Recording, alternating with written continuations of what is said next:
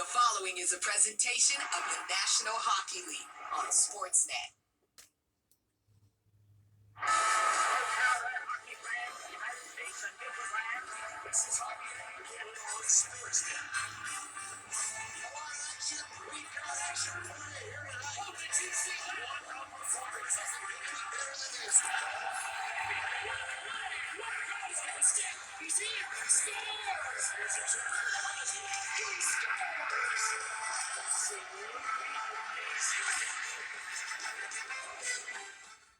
Welcome on in, everyone. I'm here now to review all of Thursday night's and Friday night's action of the NHL.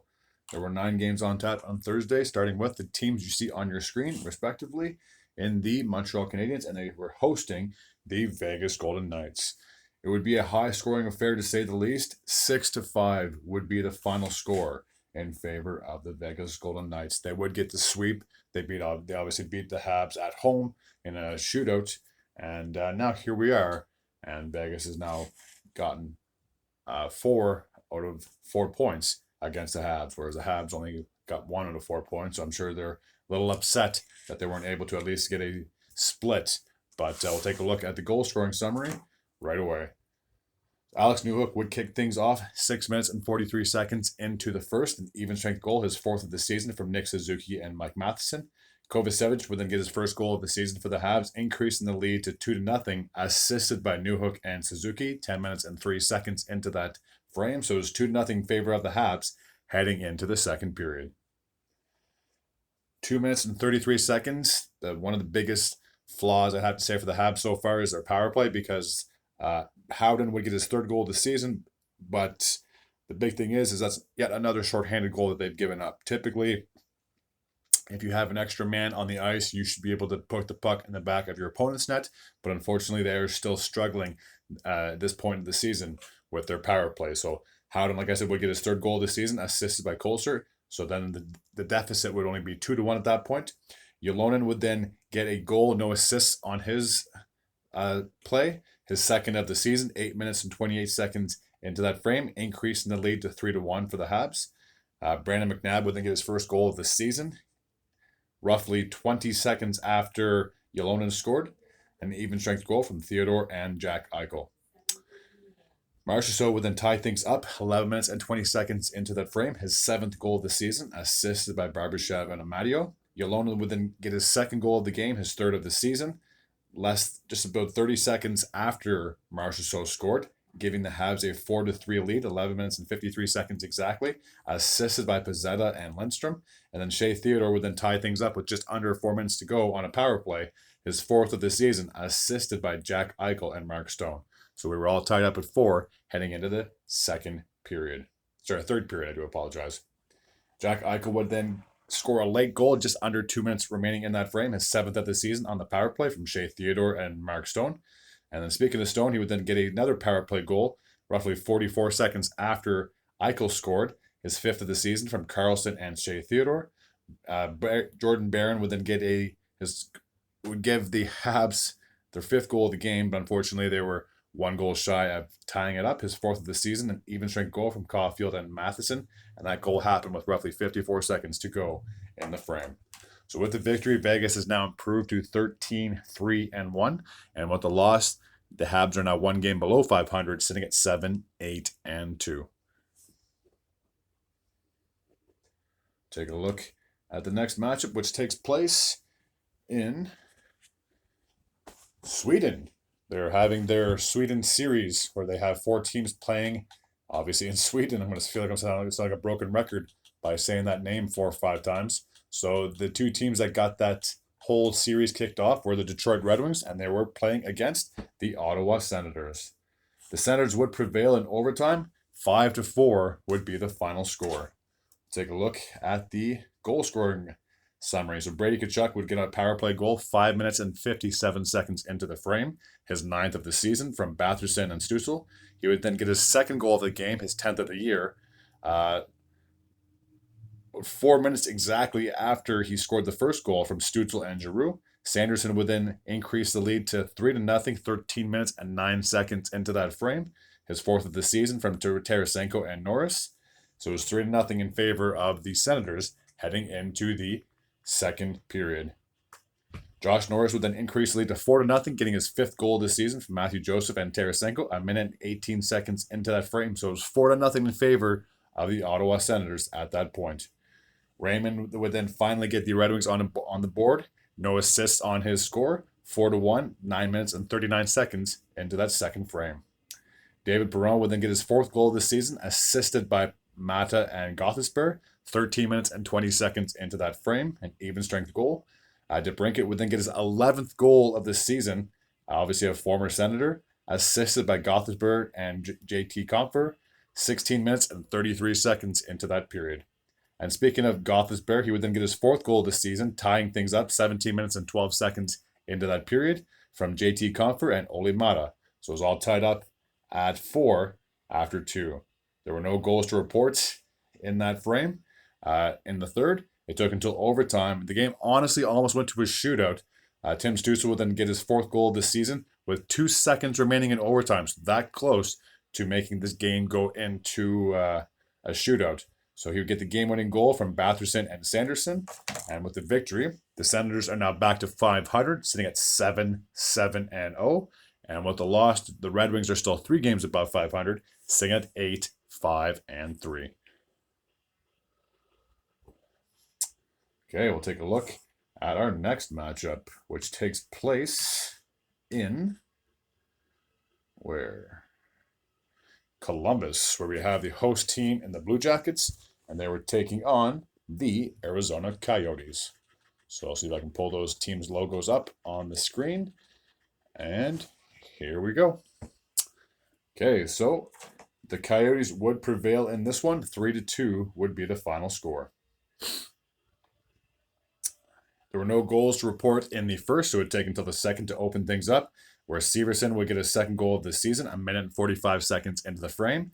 An even strength goal from Voronakov and Provorov. Wow, try and say those 2 names twice, back to back fast. Hayton would then tie things up for the Arizona Coyotes, getting his 2nd goal of the season, 6 minutes and 20 seconds into that frame, assisted by Kaiserleague and Matt Dumba. So it was all tied up at 1 after 2 periods of play. Logan Cooley would then get his 2nd goal of the year, assisted by Jersey and Keller on the power play, 9 minutes and 39 seconds into that frame. Kraus would then get a increase the lead to 3-1 at that point, 10 minutes and 7 seconds into the frame. His 7th of the season, assisted by Justad. And then Severson would then get his 2nd goal of the game to decrease the lead to 3-2. But unfortunately, it was too little too late. That goal happened with a minute and 57 seconds to go in the game, assisted by Werenski and Tessier. But that is where we would stand at the end of that. So 3-2 is in favor of the Coyotes. They are now sitting at 8-6-2. And with the loss, the Blue Jackets are now 5 games below 500, sitting at 4-9-4. Next match takes place in, where are we? In Pittsburgh, where we have the host team and the Penguins, and they were taking on the New Jersey Devils. So I'll pull up their team's logos here on the screen, and we'll take a look and see who won, and the goal scoring summary as well. So there we go. So the final score on this one would be 5-2 in favor of the Devils. The Penguins look like they're going to be on a bit of a hot streak. I think they had like a 2 or 3 game winning streak coming into this game, but unfortunately, the Devils put a stop to that pretty quickly. 5-2 would be the final in this one in favor of the away team. So Brian Ross would kick things off 6 minutes and 36 seconds into the first, getting his 8th goal of the season from Jake Gensel. Curtis Lazar would then get his 3rd goal of the season for the Devils, tying things up on a shorthanded goal, assisted by Eric Holla, 13 minutes and 34 seconds into that frame. No other goals to report at that time, so it was all tied up at 1 heading into the second period. Rust would then get his 2nd goal of the game, his 9th of the season, 3 minutes and 17 seconds into that frame, assisted by Carlson and Sidney Crosby. And then Nick Batien would then tie things up just over 30 seconds after that, getting his 1st goal of the season, assisted by Howla and Dougie Hamilton. It was all tied up at 2, heading into the 3rd period. Jesper Bratt would give the Devils a 3-2 lead. His 8th goal of the season, assisted by Luke Hughes and Curtis Lazar, 2 minutes and 35 seconds into that frame. Aiden Holtz would then get his 4th goal of the year, assisted by Mercer and Palat, 11 minutes and 24 seconds into that frame. And then Tyler Toffoli would get his 9th goal of the year with about 20 seconds after Holt scored, assisted by Bratt and Luke Hughes. And that's where we would stand at the end of the contest. So with the victory, the Devils are now sitting at 8-6-1.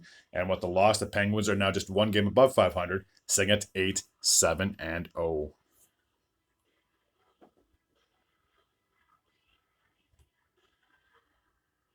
Our next matchup takes place in Chicago, where we have the host team and the Blackhawks, and they were taking on the Tampa Bay Lightning.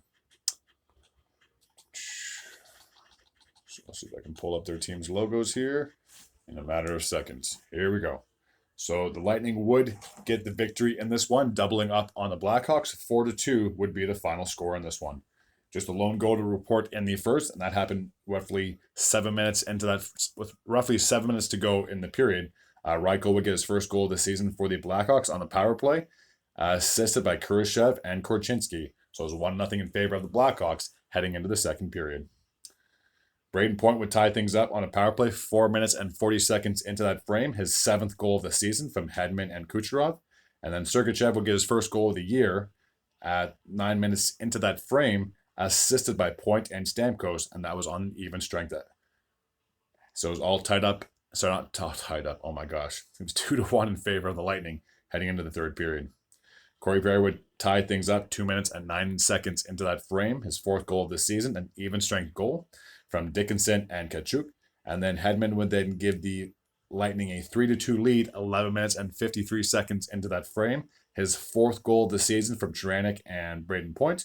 And then Hagel would then ice the game with just under a minute to go, 49 seconds to be exact, his 8th goal of the season, assisted by Miguel Sergachev.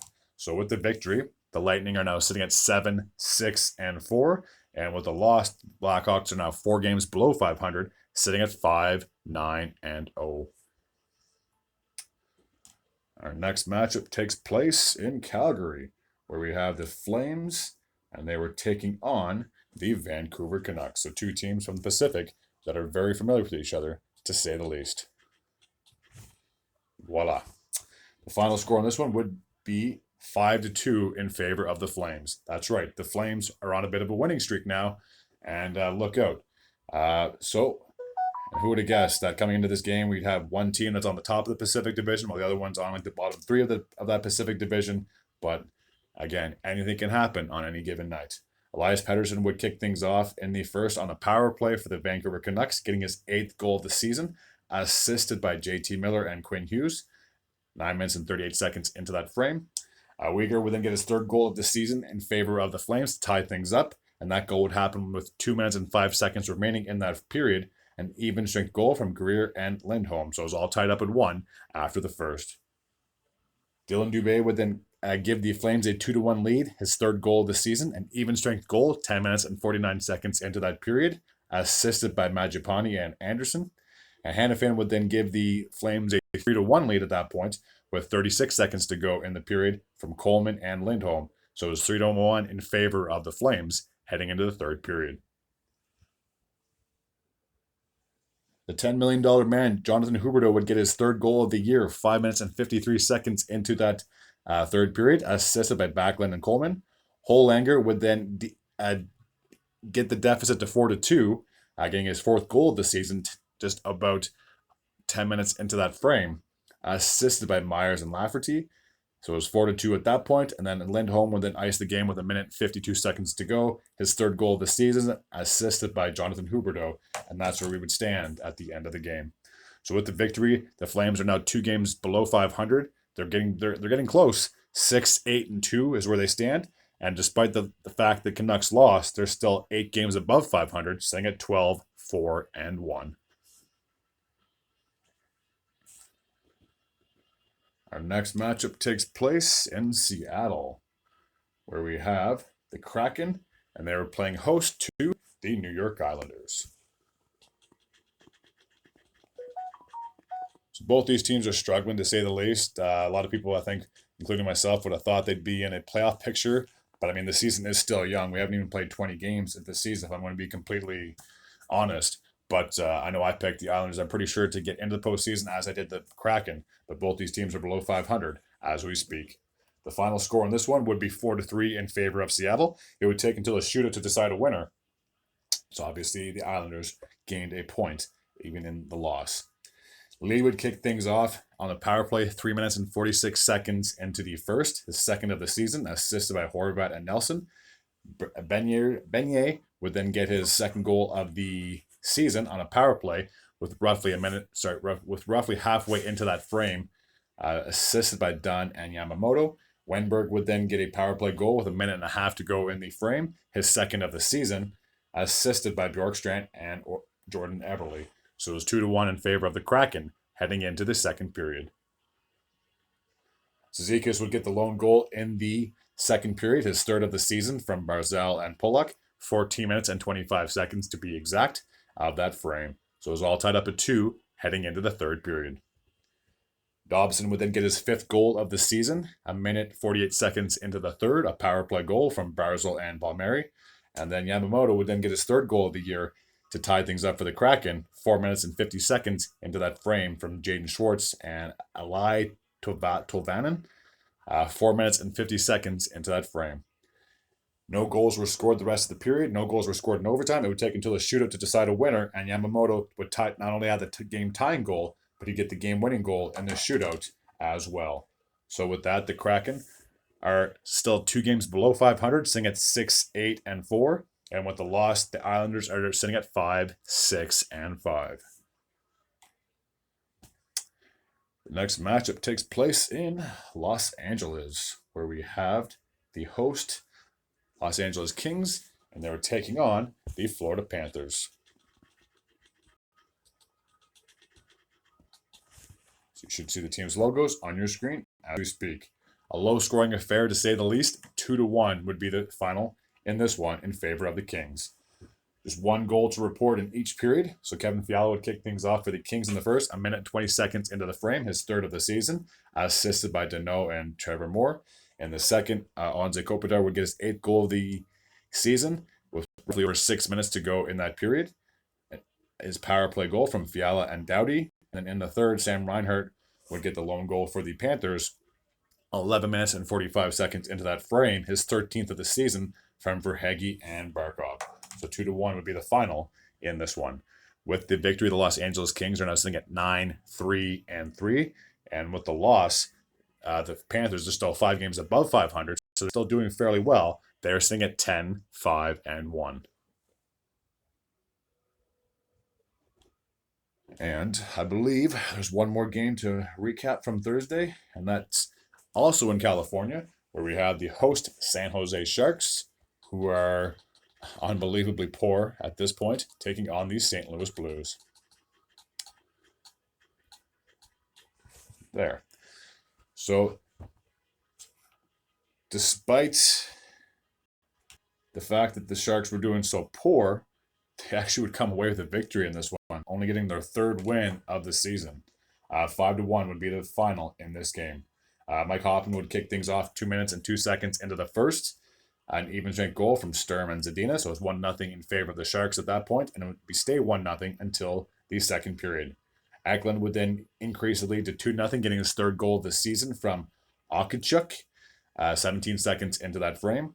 Geno Smith would then give the Sharks a 3-0 lead, 2 minutes and 39 seconds into that frame, his first goal as a member of the San Jose Sharks, assisted by Kunin and Carpenter. And speaking of Kunin, he would then increase the lead to 4-0, getting his 4th goal this season, assisted by Gianni Smith and Carpenter.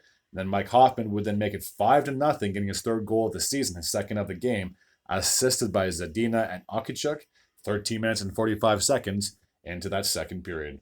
So it was 5-0 in favor of the Sharks heading into the third. Pavel Buchnevich would finally get the Blues on the scoreboard, his 5th of the season from Falk and Rob Thomas, with 13 minutes and 55 seconds into that frame. But that would be the only time the Blues would score in this matchup. So despite the loss, the Blues are still sitting at 2 games above 500 at 8-6-1. And with the win, the Sharks secured their 3rd win of the season. 3-13-1 is where they sit at the end of this. that takes care of all of Thursday's action. Now I might as well recap Friday's action while I'm still here. So just the 3 games to report on Friday's tab. So the first game, we have to go all the way back to Sweden, where we have the Detroit Red Wings, who played the night before against the Ottawa Senators. And this time they were taking on the other team from Ontario, and that is the Toronto Maple Leafs. So the final score on this one would be 3-2 in favor of the away team, even though neither team is playing in their home arena respectively. No goals to report in the first. It would take until the second in order for the Detroit Red Wings to get on the board. 12 minutes and 52 seconds into that frame, Sprong would get his 5th goal of the season. Raymond would then double up the lead just roughly 2 minutes after that. His 7th goal of the season from Ben Sherratt and Alex DeBrincat. So it was 2-0 in favor of the Red Wings heading into the third period. Tyler Bertuzzi would then get his 4th goal of this season, 3 minutes and 50 seconds into that third frame, assisted by Nylander and Tavares. And then Nylander would then tie things up with just under 7 minutes to go into that frame. His 11th goal of the season from Marner and Tavares. And Tavares, the captain, would then prevail with just roughly over 5.5 minutes to go in the frame. He would get his 7th goal of the season from Bertuzzi and Nylander, and that's where we would sit at the final. 3-2 would be the final score in this one. With the victory, the Maple Leafs are now sitting at 9-5-2, and with the loss, the Red Wings are still 2 games above 500, sitting at 8-6-3. The next matchup takes place in Winnipeg, where we would have the host team and the Jets taking on the Buffalo Sabres.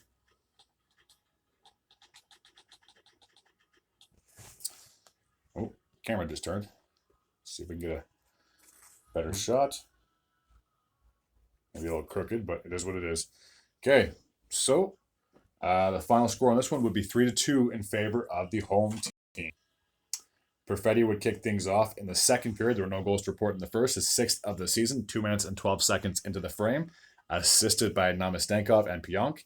Mason Appleton would then get his 5th goal of the season, 4 minutes and 33 seconds into that period, assisted by Niederreiter and Lowry. And then Alex Tuck would then decrease the lead to 2-1, just under 30 seconds after Appleton scored his 5th of the season. There were no assists on his score. Nick Ehlers would then score 8 minutes and 12 seconds into that frame, assisted by Niederreiter and Namastenkov. So it was 3-1 in favor of the Jets heading into the third period.